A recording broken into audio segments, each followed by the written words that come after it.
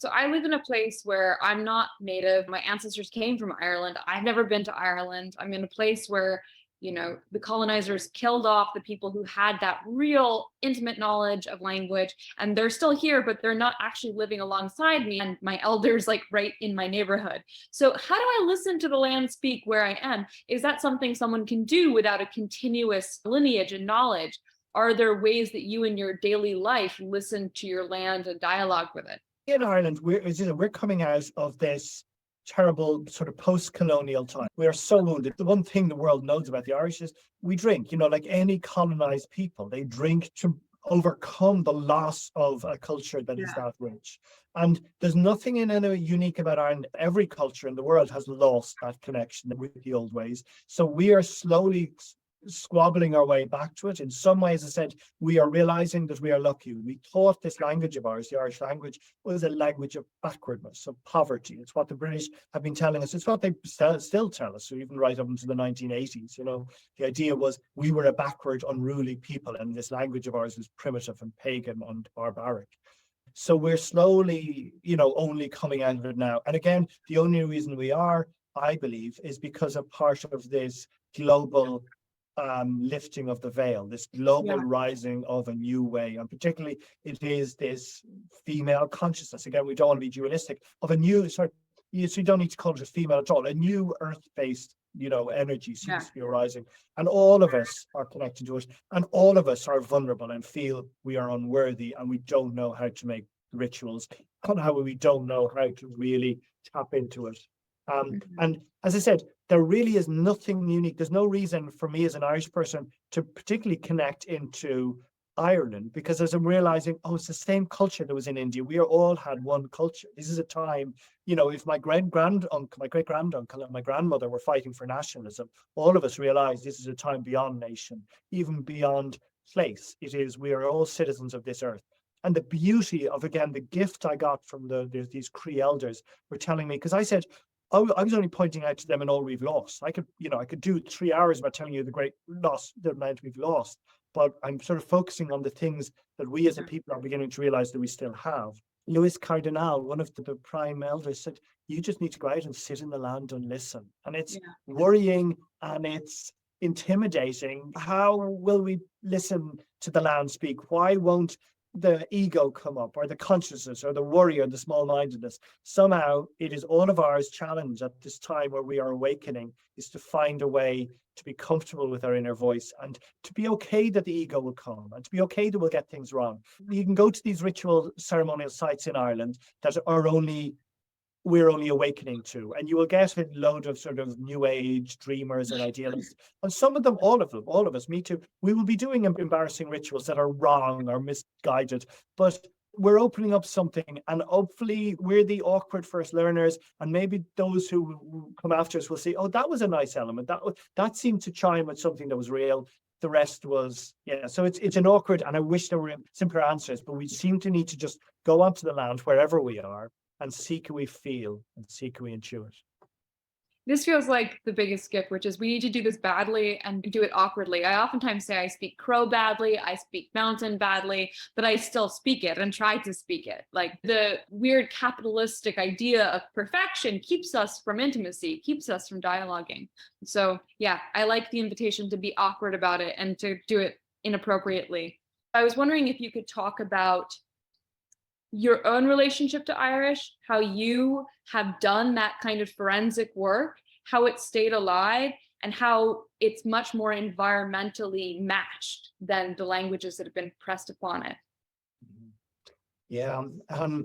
So what's happening in Ireland and what's mirrored in my own life is this new awareness of just how much of the old culture we have managed to keep alive in Ireland. And it could only really happen in the last few decades, well, for two reasons. One, obviously, we suddenly had a certain economic comfort, security, mainly to do with American foreign direct investment being funneled into Dublin. In other words, the fact that Google and Microsoft and Intel and Facebook, all of them have their European and Asian often and African often headquarters in Ireland. So we've got a huge amount of money over the last 5-10 years that we hadn't. And it's given us finally after so many years, so many centuries of oppression and not knowing, forcing our young children to emigrate, we now have a sense that actually we can relax and we can look around. So that's happening at the same time as all of the participants of your session have been, realizing, tapping into it week upon week. There is this rising awareness, not only in Ireland, but all over the world, that we are tapping into that culture that has survived and remained in hidden corners where we weren't really looking at. And Ireland is particularly fortunate because it was on the very margins of Europe. So it never experienced an industrial revolution. It never experienced the Romans or the Greek empires coming up and controlling it. So we kept what was there before.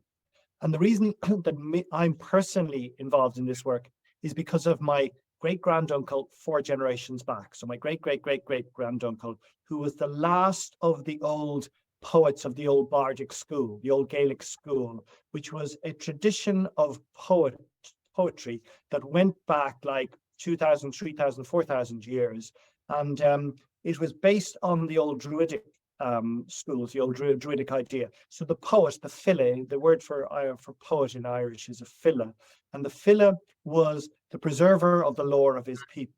But not only that, but the words that he uttered had this incantatory quality. They had this power in the world to manifest and to actually change the world around them. And that was a belief, in many different cultures, but it survived in Irish. Obviously, it was the Druids were the people who had that role. But when St. Patrick and the saints came in the 5th century, they said, look, we can't have Druids anymore. You can keep the role of the words, of the preserver and the molder and the minder of words and memory, but you're going to be called File, the poet themselves. So the Druids became the File, the poet, but the Druids also may have become the early Christian saints, which is interesting. Like a lot of our saints are called like Oscar and Cuan and things like Oisin. Oscar means lover of deer. Cuan means young hound. Ronan means young seal. Oscar, did I say that? Oscar, yeah, lover. Oisin is young deer. And like there was, I think, 15 different saints. Fhuelán means either lover of wolf, or person with the spirit of the wolf in them, or maybe hunter of wolf, but someone who has a deep connection and engagement with wolf. So the early saints were all just animistic, Druidic type followers who found their power in nature, but took on Jesus and the message that was coming in from Jerusalem. But what's amazing is that memory, that consciousness remained alive in these bardic or poetic schools that survived right up until the British finally banned them in the early 18th century. So Aegon O'Reilly, my great-granduncle 4 generations back, his great-great-great, was the last of those who had been inculcated and schooled in that, preserving all of that information. And as you say, because the idea was before writing, we kept all of the memory of our people, and what anthropologists and archaeologists are seeing, we kept it right back to when we first arrived on the island. In fact, the Bronze Age people, 4,500 years ago, but then the Neolithic people before them and the hunter-gatherers. It seems now through new anthropological studies that all of that is within our myths. So it was kept by the poets.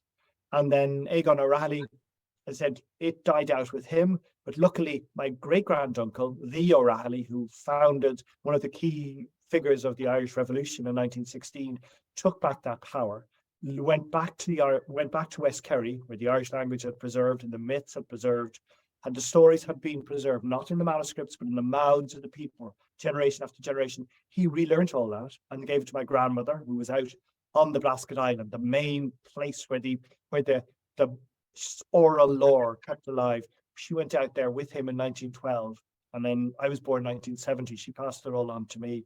And so there's this direct lineage, but at the same time, of course, so much has been lost. So we're now depending on academics and scholars to go back and find the amazing amount of information that was being kept in the manuscripts, that wasn't in the oral tradition, but was also in the manuscripts. And so we have both sources to reconnect to our world. And as you say, what we're learning about our world is it was profoundly connected with nature.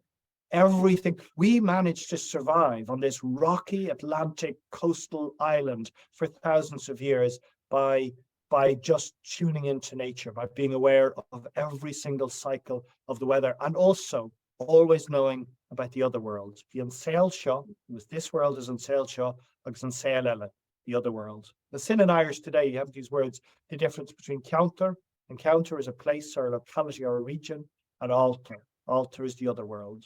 And it was always known, nach raibh dailt on the hani in the counter agus altar, that there was only a very thin veil between counter and altar. And like all of our grandparents, we know our grandparents telling the story, they'd be coming on a walking along the bog, walking along the shore, and they would encounter that other world. So that's a potted history of it. It brings up this piece I think you wrote about in 32 Words for Field, where you talk about this old crane god and the idea of the cranes as being important in Druidic tradition, but also, and perhaps you can expand on perhaps the connection to Vedic and Hinduism, and how cranes occur in all of these different mythologies, and then of course become Christianized. I've been really interested in how there's a resilient bumptiousness to certain kinds of indigenous practices that have been submitted to colonialism, where they'll be like, all right, so I'm trying to be, this religion is trying to extinguish me. How do I become something else? And I was thinking of the crane figure that you talked about becoming, what I wrote that down the name, Saint Colm, became Saint Colm Keel. Is that how you say it? Yeah, exactly. Colm Kill, and Colm Kill means the Colm is a dove and Kill is either the wood or the church. So the church of the dove or the woodland of the dove. So the three main spiritual saints that brought Christianity to Ireland, according to the myth, that was told. Yeah. Although a lot of it is very accurate. In fact, because we learned writing and we managed, we wrote St. Patrick's life down at the time he was living in, from 430 AD on, and it's been preserved. It's not like the Gospels. It is actually quite accurate. But we preserved so much encoded within the stories we were going to tell about how Christianity started. We also made sure to remind people it's actually based on a Druidic, a pagan idea.